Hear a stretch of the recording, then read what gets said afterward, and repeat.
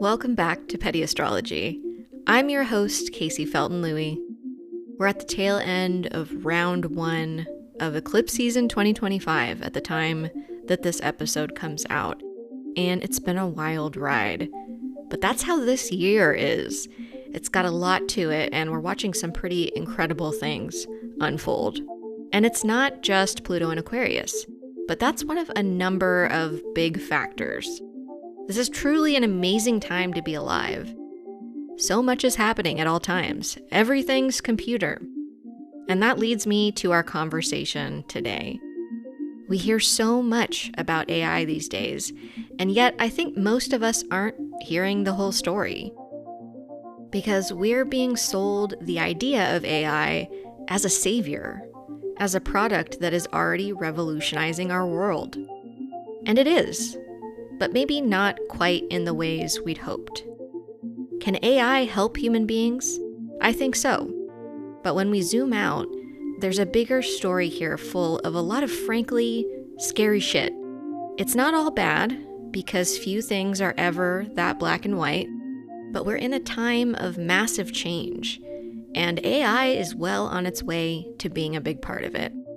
In fact, artificial intelligence is such a behemoth that we can't just trust that some of the major players developing and using it have our best interest at heart.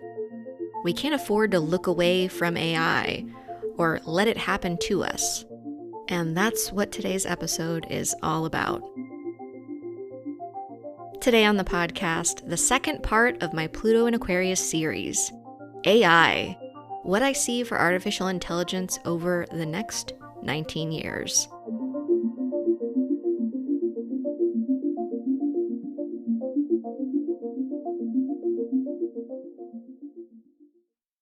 Remember the movie AI? It's from 2001, directed by Steven Spielberg and starring Haley Joel Osment of I See Dead People fame. It's about a sweet young robot boy who has the ability to love. He's eventually abandoned by his human family in favor of a real boy, and is left to navigate the cruel world of 22nd century that's been racked by climate destruction and a declining human population. Throughout this emotional story, all this little robot boy wants is to be loved, and he goes to great lengths to reconnect with a fantasy of the family that abandoned him, desiring nothing more than to be a real boy himself, so that he can experience the love he so craves. It's a beloved movie, but it's just a story. By contrast, we also have movies like the Terminator franchise, which depicts the artificial intelligence system Skynet, something that starts out as a tool for North American military defense, but developed a form of intelligence that decided all of humanity was a threat that needed to be destroyed. Skynet then begins a nuclear war and genocide and enslavement of survivors. Two narratives that show some pretty different ideas about what AI could be. A sweet little robot boy who just wants to be loved, or a violent network out to annihilate humanity. But I think the reality of AI is that it has notes of both stories. But I don't think Pluto and Aquarius will reveal either one to be totally true to life. And I think stories are important to human beings. They reveal our desires, fears, and visions for the future, but rarely do they translate exactly into reality. Humans do have a funny way of blurring the lines between the two, sometimes more successfully than others. But in this case, the sweet and very human version of artificial intelligence in AI is a far cry from anything that we've seen outside of science fiction novels and TV screens. Can some AI chatbots display sympathy? Sure, but from everything I've seen, it still feels constructed compared to more natural interactions that tend to happen with human beings. It's an imitation, but not yet a convincing one, for me anyway. And the violent robots that want to destroy us? Well, we haven't seen that yet, nor do I think we will, because AI does not have desires or consciousness. But what we have seen is good old-fashioned human beings using AI to do things we've done for thousands of years. wage war on each other, and kill more efficiently. But that's not the mind of AI making those decisions. It's government officials and corporate contractors wielding a lot of power and earning a lot of money to continue a legacy of death and destruction. They're just using AI to do it more efficiently than ever. But more on that later. The fact is, we've been using AI for decades, far longer than the term artificial intelligence has been a big topic of discussion. Millennials may remember Smarter Child, the AOL instant messenger bot that gave very stilted responses and probably endured a lot of weird abuse from kids fucking around on the internet. The bots have gotten a lot better. I'll give them that. They do more. There's a lot more variety. The impression of a human being is getting better. And I do think it'll get a lot more convincing. But one of my main predictions about AI during Pluto in Aquarius is that I think human consciousness is harder to recreate than most tech bros think. And there are some big hurdles between recreating that and what we have right now. There are plenty of people who have a strong desire or expectation to see seamless humanoid AI be realized. And while science fiction has inspired real-world science in the past, there's plenty of things humans have dreamed up that haven't come to pass in the physical world. Flying cars, anyone? Humans also have a tendency to assume that progress is positive for humanity, that we know on some level how all of it's going to play out. And in the case of AI, I think there's a lot of question marks, or evidence to the contrary that things are a lot more complicated. So what is AI? Artificial intelligence refers to computers that can do things that we associate with humans. Yeah, we're the inspiration here. Isn't that flattering? We have been using AI, like I said, Smarter Child and other chatbots, search engines, recommendation algorithms, assistant bots like Siri and Alexa, autonomous vehicles. If you've ever played against the computer in a game, that's AI. And now we have generative AI, which produces text, images, and data. If you've ever used autocorrect on your phone, you have used AI. And it's important to remember there's a lot of different types of AI. They don't all do the same thing or have access to the same information or training. And as this technology is being further developed, scientists are still very much learning about and debating human intelligence. So the idea of recreating it in a computer form would be a huge feat. As a person who studies the human experience, I want you to know that we are unique and valuable things. We are pretty impossible to replicate exactly. And if you're asking for my prediction, I think AI will get a lot better as Pluto moves through Aquarius for the next couple of decades. But my money is on that we don't quite get on par with human consciousness. Does it have the potential to do amazing things much faster than human beings could? Yeah.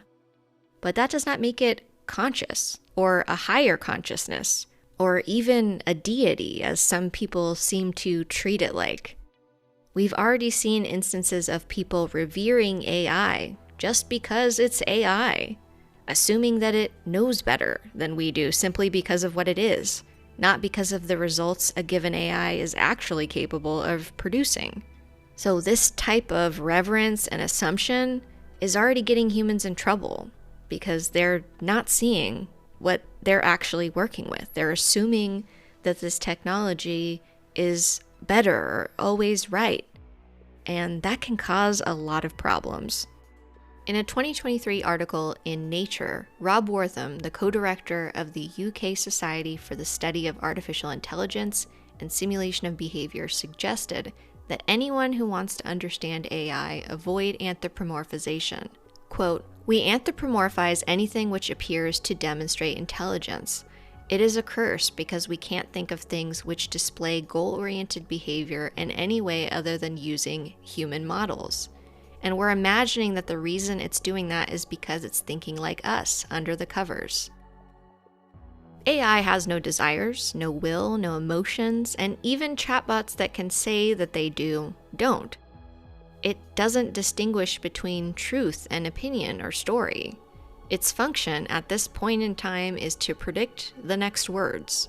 But like Wortham warned, people often assume because something can do certain tasks that a human can do, it's doing what we're doing, and that's just not true. For example, my off-brand Roomba does a pretty good job vacuuming my apartment, but that doesn't make it sentient or approaching human capacity. We can think of more complex AI systems that can calculate and chat in a similar way, and they're computer-powered tools, not entities. In the same article, Sam Bowman, a language technology scientist at NYU, called the reasoning capabilities of large language models generally, quote-unquote, spotty, and more limited than in people, but he acknowledged they're improving. He said, quote, "These systems are definitely not anywhere near as reliable or as general as we want, and there probably are some particular abstract reasoning skills that they're still entirely failing at, but I think the basic capacity is there." People developing and researching AI are improving these products, and they're finding new ways to test their capabilities. So they will get better as Pluto moves through Aquarius. But better for who? Because one of the main ways that we've seen AI improve drastically so far is as weapons technology. I'm going to read a section from an AP News article from February 2025 entitled "How U.S. Tech Giants Supplied Israel with AI Models, Raising Questions About Tech's Role in Warfare." Quote, "Google and Amazon provide cloud computing and AI services to the Israeli military under Project Nimbus, a $1.2 billion contract signed in 2021 when Israel first tested out its in-house AI-powered targeting systems. The IDF has used Cisco and Dell server farms or data centers. Red Hat, an independent IBM subsidiary, also has provided cloud computing technologies to the Israeli military, while Planeteer Technologies, a Microsoft partner in U.S. defense contracts, has a quote-unquote strategic partnership providing AI systems to help Israel's war efforts. After OpenAI changed its terms of use last year to allow for national security purposes, Google followed suit earlier this month with a similar change to its public ethics policy to remove language saying it wouldn't use its AI for weapons and surveillance. Google said it is committed to responsibly developing and deploying AI, quote, that protects people, promotes global growth, and supports national security, unquote. The article continues, quote, "The Israel Defense Forces uses Microsoft Azure to compile information gathered through mass surveillance, which it transcribes and translates, including phone calls, texts, and audio message, according to an Israeli intelligence officer who works with the systems. That data can then be cross-checked with Israel's in-house targeting systems and vice versa. He said he relies on Azure to quickly search for terms and patterns within massive text troves, such as finding conversations between two people within a 50-page document. Azure also can find people giving directions to one another in the text, which can then be cross-referenced with the military's own AI systems to pinpoint locations. The Microsoft data AP reviewed shows that since the October 7th attack, the Israeli military has made heavy use of the transcription and translation tools in OpenAI models, although it does not detail which. Typically, AI models that transcribe and translate perform best in English. OpenAI has acknowledged that its popular AI-powered translation model, Whisper, which can transcribe and translate into multiple languages, including Arabic, can make up text that no one said, including adding racial commentary and violent rhetoric. So as we can see from the examples provided in this article, the Israeli government is making heavy use of AI, and we know that the AI that they're using is not completely reliable. It can completely make up things that weren't said, and then the Israeli military can then use that information to target individuals. So the dangers of not checking this technology, of relying on it in the way that it's already being relied on, are life and death in some cases. But there has been an effort to downplay those dangers.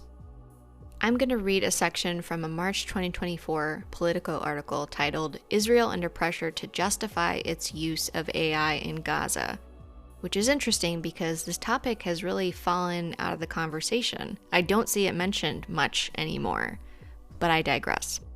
Quote, "My concern is that AI technology has basically opened Pandora's box," end quote.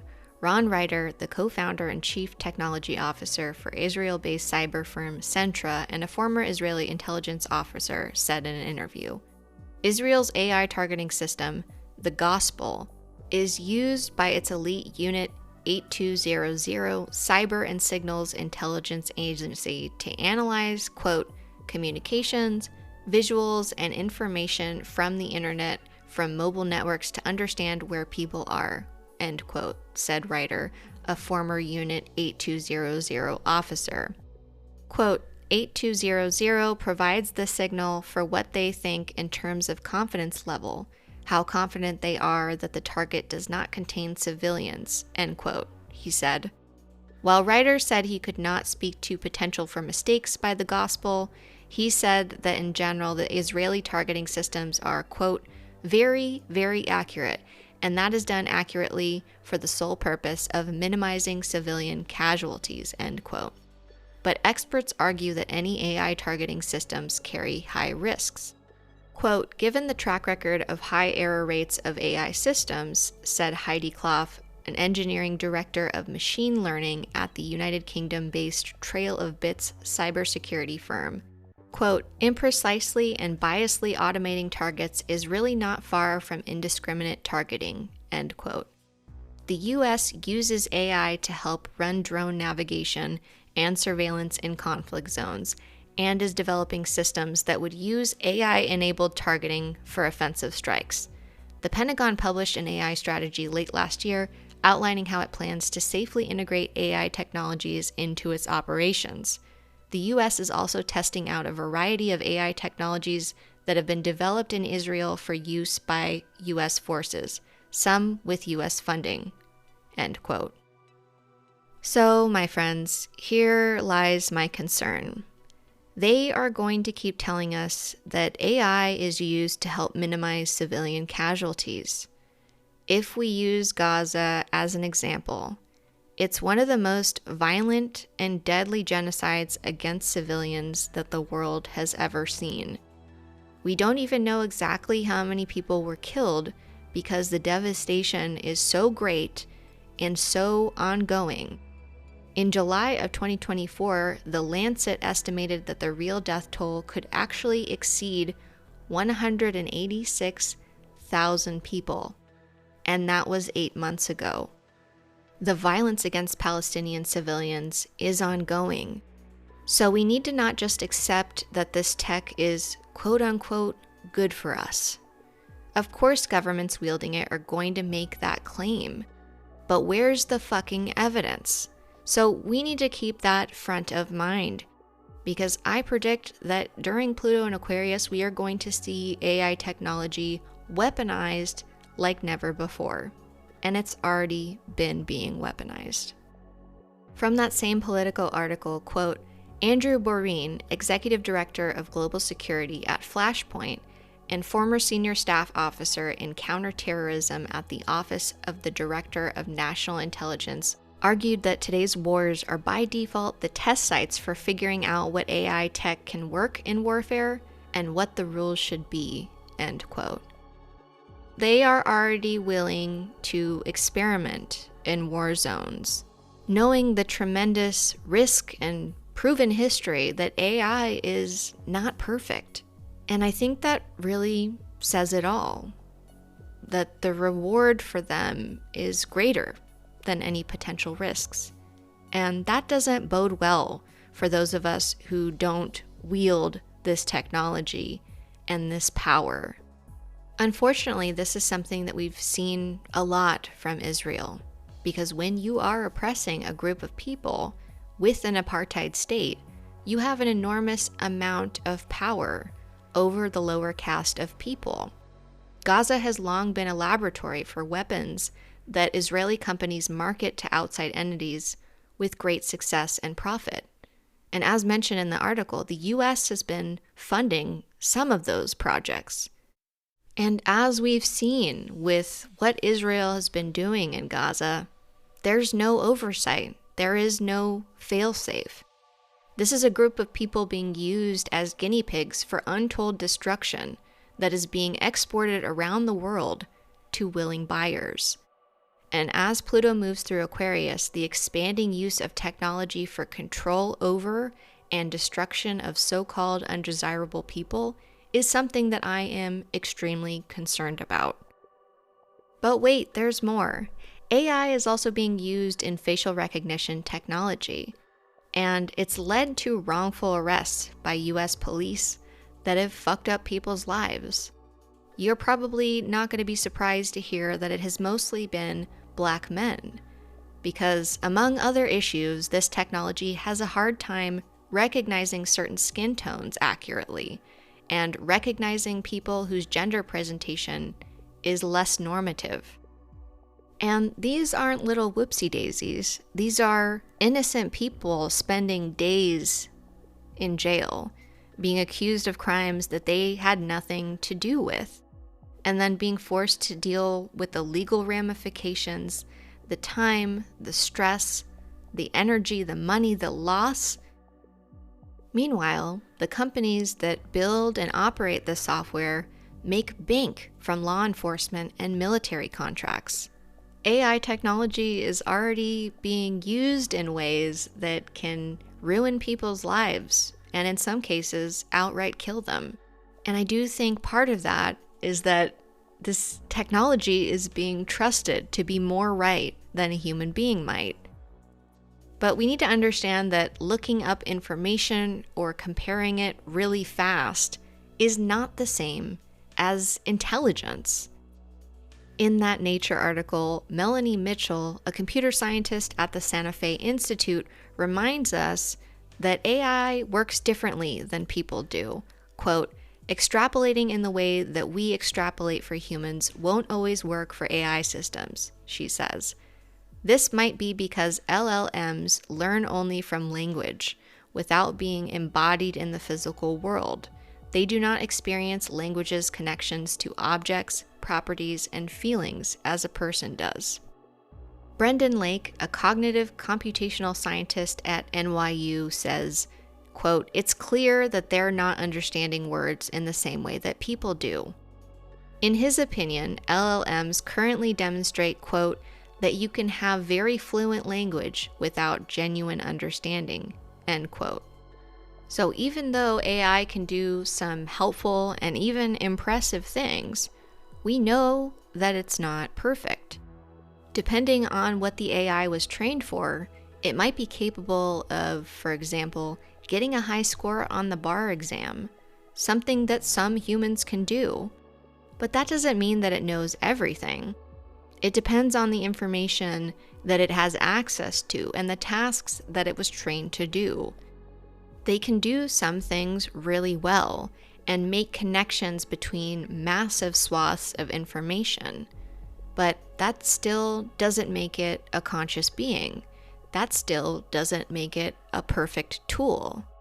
And as we see with the facial recognition technology getting it really wrong, bias and inability to do everything perfectly can result in some really disturbing and disruptive situations.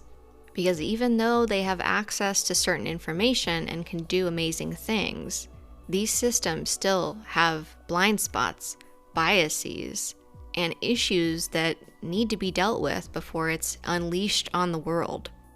AI is already being used in weapons and surveillance. It's already dangerous without having achieved human consciousness. And it can be used to profile just as much as it can be used to help. There has also already been some pretty creepy stuff going on with AI. If you've worked with any chatbots recently, sometimes they can say some scary shit. And it's been reported that certain bots will get sexual out of nowhere. I actually read a story about a young boy who died by suicide after becoming obsessed with a chatbot on a popular site. So for this episode, I went to investigate because I wanted to have a better sense of how this technology has developed as somebody who doesn't interact with AI all that much.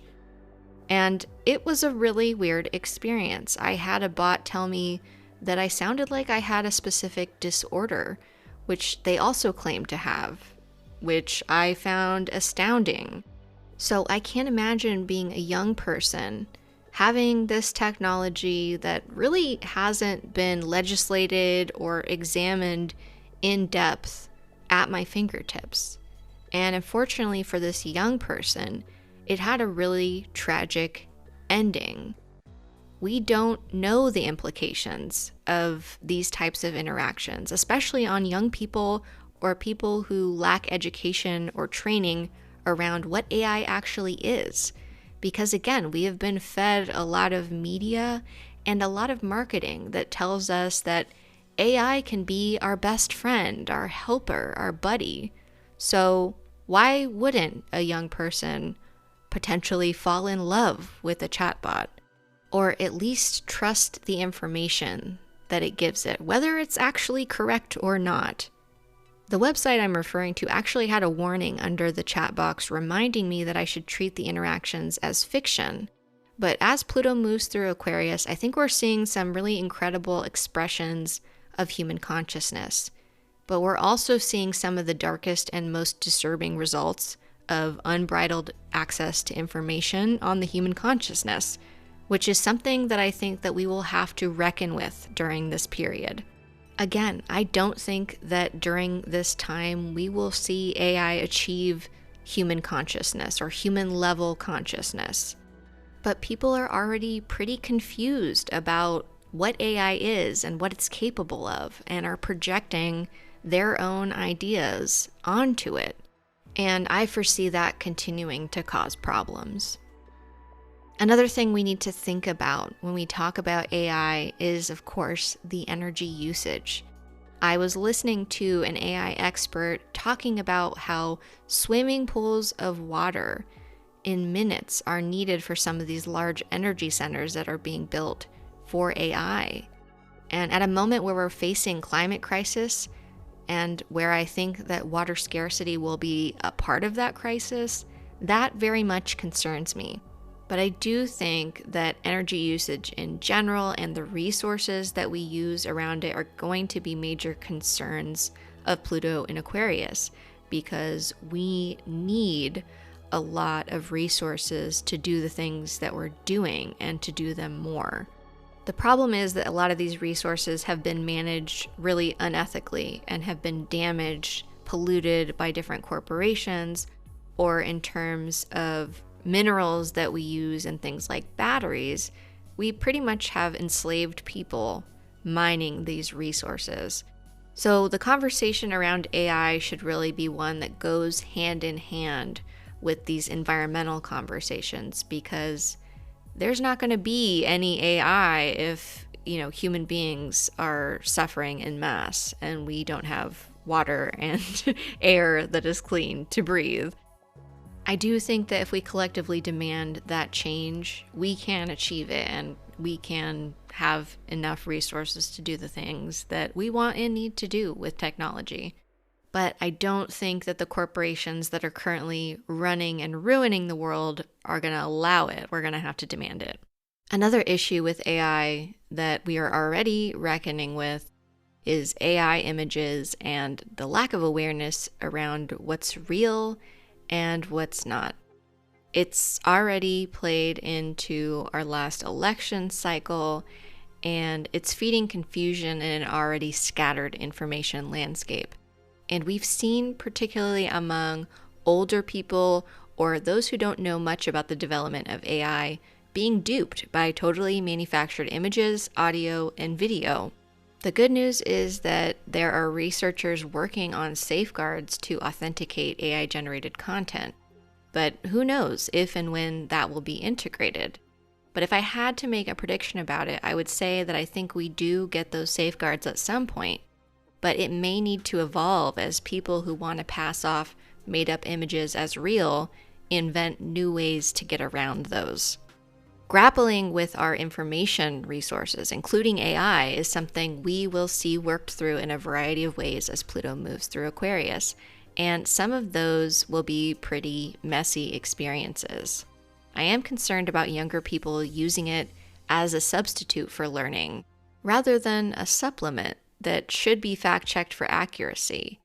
And no matter what age you are, we really do need better tech literacy. There is a lot evolving very quickly, so it's important that we have conversations with each other and make it our business to learn what's being developed, what's being used, and how it works, at least on a basic level.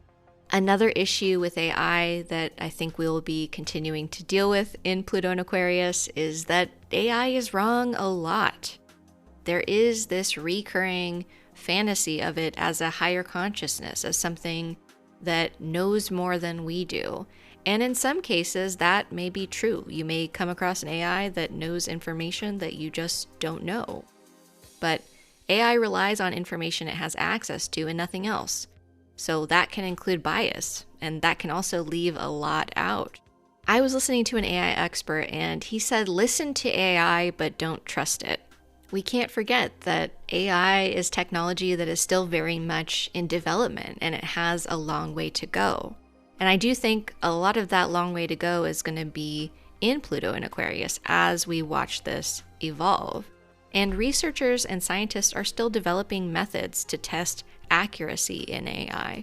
And I have no doubts that they will get a lot further than we are now by 2044, which is the end of Pluto and Aquarius. But as of right now, lots of people trust AI and rely on it for information. So it's a huge problem that we will need to reckon with during this period, especially since some people seem to be putting a lot of weight on it and are learning things that are just straight up wrong. More information is not necessarily better, especially when it's not all accurate. I've talked about the issues at length, but what about the positive potentials? And I do think there are a lot of positive potentials for it. The main thing that I see for AI in terms of liberation is that this is technology that could be developed to reduce the amount of time human beings spend doing tasks that could be passed off to AI. Instead of spending hours combing through spreadsheets, maybe that's something that a specific AI can do for you. That way, people can spend their time doing things that they prefer. But we live under capitalism at this moment, and a lot of the money pouring into AI is because big tech companies are using it as a marketing tool to generate revenue. And they've generated a lot of revenue by hyping it up as this thing that it's not quite yet. But it makes sense given how governments and powerful people have been using this technology and where they want it to go. It's a problem if only they have access to it, because it's like being on the wrong end of a gun, in some cases, literally. But if regular people had access to AI, we may be able to use it to free up our time and even liberate ourselves from this capitalist system. There are a lot of people that are interested in liberation that at this moment are pretty against AI. And I have to say that I have been one of those people at times, because I am a creative person. I'm a writer, and my industry is one of many that's being impacted by generative AI taking work that we have done, human creations, to train AI so that they can ideally, in the minds of a lot of corporations, replace us in some instances. And I do think that there are really important conversations to be had. I am very much against the use of generative AI for artistic applications because it does take the work of other people and regurgitate it into something that people call creativity, but for me, doesn't really fit the bill.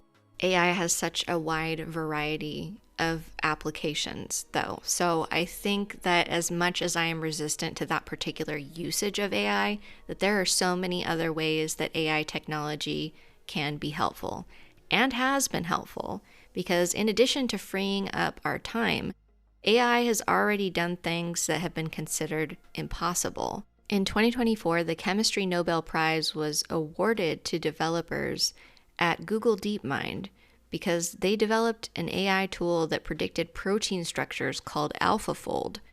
Now, I am not a scientist, so I can't explain this discovery very well, but it was described as transforming biology and having the potential to revolutionize drug discovery. There are a lot of scientific and mathematical advancements that can be achieved through AI that maybe can't through human beings, at least not yet. And so as much as there are dangers that we need to watch out for and fight back against, I do foresee advancements with AI that will be life-saving. I also think we're going to continue to see some ugly consequences of AI, including the role it's playing in misinformation and manufacturing media that looks real enough for some people and will continue to get more realistic. We need a lot more education on AI, what it is, what it can do, and what it can't do. And it's extremely important to educate ourselves and others so that we know enough to collectively demand guardrails for AI usage. The outcome for this depends on how we take action. And nobody's going to hand us our liberation, especially not these tech companies. I am also predicting an expansion of AI for truly horrifying weapons, and I think we will continue to see them used on civilians, as we have in Gaza. I think more of that is coming if we don't fight back now. There's also the expansion of AI for surveillance and profiling. It's already happening, and it's going to continue to happen until, you guessed it, we fight back. I'm also looking at robot servants. I was pretty disturbed to see some being developed and they are shaped like humans, which I think is weird as fuck, and I think is going to raise a lot of disturbing questions about why humans would want a robot that looks like a person to act as a human servant or even a slave would. Pluto in Aquarius raises a lot of ethical questions around technology, and I think that's going to be one of them. Yes, I think we will see major strides during this period in what AI can do and how well it can do it. But I don't think we get to that kid robot in the AI movie who has the capacity to love and passes for a real boy. I'm predicting the AI does not gain consciousness during Pluto in Aquarius, and I really do stand by that. Humans are still very much trying to understand our own consciousness, let alone recreate it. And I think we will make big strides in understanding our consciousness over Pluto in Aquarius. But I don't think we'll be at the point of recreating it. There has been a lot of talk about AI replacing jobs during Pluto in Aquarius, and that makes a lot of sense to me. But I think many jobs that use AI will still need human oversight or be tools that human workers use in whatever they do. I do predict that corporations will try to replace as many people as possible using AI. But I think at the same time, what we're going to see is that a lot of this AI requires pretty strict supervision to work effectively. And so I think during this time, we will actually create jobs. And some of those jobs will be managerial, supervising and working closely with AI tools to do work. I am also predicting that because it's not a replacement for human learning, development, or creativity, that we will have to kind of come face to face with some of those questions. Just because AI can render something that looks like art doesn't make it art. I really think that artistic creation is the domain of living beings, especially humans. And it's not because I think we're the only beings that can create, because, technically AI can slap some stuff together and call it a creation. But I think we will learn that that special sauce that human beings have when they make something isn't something that AI can substitute. Lastly, if we fight for it not to be a tool of corporate and government oppression, I truly believe that AI can help give us more free time during Pluto in Aquarius. It can make a lot of tasks that humans have to do faster, more efficient. And if we fight for the social change that we very much need, AI can take some of the easier or more time-consuming tasks off of our plate so that we can actually enjoy our life, which is what I think we're here to do, not, line corporations' pockets. So, what do we do with AI going forward for the best outcomes? Well, we're in a new time, so assumption isn't a great idea. We need to be curious about AI and other technologies, and we need to interact with them and challenge ourselves to learn as we go. But we also need to demand proper restrictions and ethics around the use of AI. Melanie Mitchell, a computer scientist at the Santa Fe Institute, said, "We have to understand what they can do and where they fail so that we know how to use them in a safe manner." This is something that experts are already working on, so we should pay attention to the work that we're doing and know what they're trying to do with this technology. And on that note, we need to be careful with how we engage with AI right now. I know a lot of people like to use ChatGPT for menial tasks like writing a silly email. But I think that before we run off and do all of those kinds of things, we need to have a better understanding of energy usage. And in some cases, having AI do certain tasks is actually more energy efficient than having a human do the same task. So for me, right now, I'm not using AI in situations where I don't have to because I don't really want to waste the resources. But if certain things that I do that are pretty menial are actually more efficient, then I would switch to AI. But I would want to know that first. We also need to be careful about what information that we're feeding into AI by using it, because we could be aiding and abetting enemies that we may not even be aware we have yet. I've already talked about how Google and OpenAI and other companies are being used to wage war. So personally, you will not catch me using those companies' AI because I'm not trying to help them do that to people. By the same token, you should not share information with AI that you wouldn't post publicly on the internet. Again, these aren't sentient beings that can keep our secrets. These are tools that interface with data. And when we input our data into these computers, we don't always know where it's going and what it's being used for. With the explosion of AI, tons of people are currently feeding AI free data. That data is being used to bolster the companies behind these models, and in many cases, they do not have our best interests at heart. There's nothing to stop them from selling or sharing that data with governments or law enforcement, which tech companies have done plenty before. What's happening with tech companies in the US and the government should be ringing alarm bells around the world, so it really doesn't make sense for us to help them do that. And if you are a creative, I certainly would not use Google Docs or anything like that to share your creative work because we know that these companies are mining our information. They're using the information that we're putting into it. It doesn't matter if it's our creation. Plenty of AI companies have been playing fast and loose with copyright because they have fed these models books, artwork, other information that other people created and have no say whether or not it's being used for these models. And because AI operates on what it's trained on, if you ask one of these AI models to write a script, they're going to draw from all the scripts that they were fed. And as a creative person, that just doesn't sit right with me. That feels like robotic stealing. I do think those legal questions will be dealt with as Pluto moves through Aquarius. Another thing we can do is favor open source models of AI because they have more transparency because you can see the algorithm. That doesn't mean that they're perfect, but I think that is a better direction to move in versus these legacy companies that are forming that already have major ethical issues. We also need to be mindful of not falling for marketing on AI or any other tech. We need to be curious, ask questions, learn, find trustworthy ethical experts. If we're talking about corporations and businesses, there's always product being sold. So we need to evaluate things with that in mind and not just accept what we're being sold on. Expanding our understanding of technology while Pluto is in Aquarius is going to be essential. So we need to do our best to educate ourselves and others. We can also minimize unnecessary use of AI. When you Google something, turn off AI.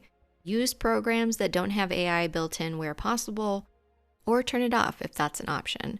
We can minimize the use of apps and software for companies that are engaging in unethical practices around AI, and just not use it if we don't need to and it's going to save energy. The AI Now Institute describes the current landscape as one of, quote, unbridled commercial surveillance, consolidation of power in very few companies, and a lack of public accountability, end quote. So if you are somebody that is interested in AI, I would learn the ethics around it. This is an active field of study, and it's growing, and there are people out there doing research on the impact of AI and developing ideas around how this technology should be used. And it is important that it's not all just villains doing this work. So we should also support organizations with transparency around their tools and, of course, ethics. There's so much to say and learn about AI, and there are a lot of problems with AI in the same way that there's a lot of problems with the internet. But I think most people would agree that the internet is ultimately a helpful tool that they're glad exists. I think that the same will be true of AI. There's good and there's not so good. But the best news is that a lot of these outcomes revolve around our collective response to these technologies. The biggest thing I can say about AI is that you should empower yourself to learn more about it and be a fierce advocate for its responsible use. And as we continue on this Pluto and Aquarius journey, I will continue sharing resources to do just that.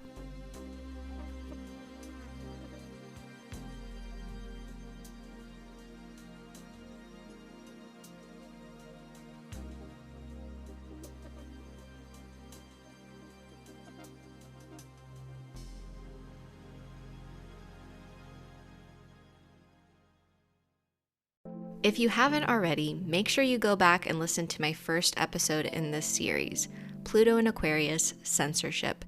There's lots of good and helpful stuff in there, and there's more episodes to come. Make sure you're subscribed to Patreon for free, because that's where you get updates. And don't forget to subscribe to the podcast, leave me a nice rating or a review, so other people know what we're up to here. If you have questions about my predictions about AI, or want to dive deeper into this info dump of a conversation, I'm hosting Petty Astrology Live on Twitch on March 27th at 5 p.m. Pacific Time. And if you can't make it live, sponsors of the podcast will get the replay. If you'd like to help grow the work I'm doing here and get bonus episodes and more, join us over on Patreon. Sponsorship starts at just $5 a month, and you get even more of my astrological creations and access to the Petty Astrology community as thanks for your support. The links are in the show notes. That's it for this week's episode. Tune in on Patreon for even more Petty Astrology.